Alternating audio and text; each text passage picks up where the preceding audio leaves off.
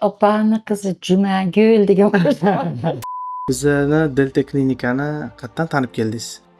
Men bu klinikani YouTube kanali orqali topdim. YouTube'da tomosha qildim, ko'rdim.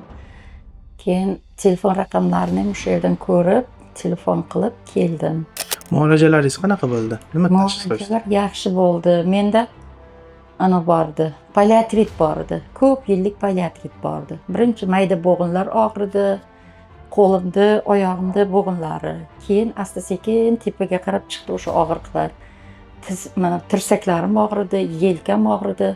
Oxiri bo'ynimgacha keldi. Bo'ynim tomirlari qotib qolardi.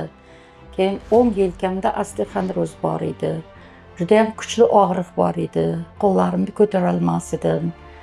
Keyin ko'p marta ukol dorilar olardim, u vaqtinchalik edi. Keyin bu Delta klinikani ko'rganimdan keyin keldim.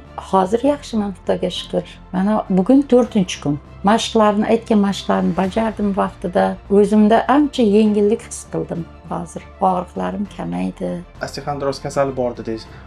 Shunaqa kasalliklar bor insonlarga qanaqa maslahat berasiz? Kinezologiya bo'limi yangi bo'lim ekan o'zi. Men o'sha yangi bo'limga juda qiziqib keldim. Menga o'xshab og'riqlar bilan qiynalayotgan insonlar bo'lsa, bemalol o'ylanmasdan, ikkilanmasdan shu klinikaga kelib davolansa bo'ladi. Chunki mana ishonchli ekan.